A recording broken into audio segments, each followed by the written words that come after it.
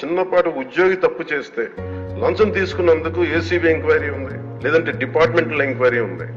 అలాంటిది రాష్ట్ర వ్యవహారాలు నడిపే ముఖ్యమంత్రి గాని వారి సంబంధిత సభ్యులు గాని స్టేట్ ఎక్స్చెకర్ కి 18,860 కోట్ల రూపాయలు పైచులకు ప్రప్రథమంగా ఇక్కడే మనకు తేలుతా ఉంటే వీళ్ళు శిక్ష పడకుండా ఎలా తప్పించుకుంటారు? శిక్ష పడాలి. అందరు ఎన్ని కోట్లాది మంది జీవితాలతో ఆడుకుని వీళ్ళ చేతుల్లో మటుకు ఇన్ని వేల కోట్లు దాదాపు విష్ణుకుమార్ రాజు గారు చెప్పారు 30,000 కోట్లు వెళ్ళిపోయాయి. 18,000 కోట్లు ముందస్తుగా తెలుస్తుంది కానీ ఇంకా లోతుగా చూస్తే అది చాలా పెద్ద ఇది స్కామ్, ఇది దోపిడీ.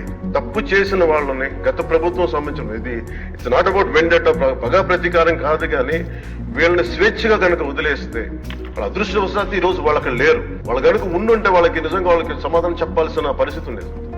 తప్పించుకొని పారిపోయారు వాళ్ళు. ఈ రోజు తప్పించుకొని పారిపోయారు వాళ్ళు. We have to make them accountable అధ్యక్ష. We have to bring them into accountability. They have to be penalized. వాళ్ళు దయచేసి గౌరవ ముఖ్యమంత్రి గారికి నేను మీ తరపు నుంచి ఆయనకి తెలియజేస్తున్నాను అధ్యక్ష, దయచేసి వీరిని please we have to penalise them sir. వాళ్ళకి సరైన శిక్ష పడాలి సార్. వీళ్ళకి తప్పించుకోవడానికి కుదరదు సార్.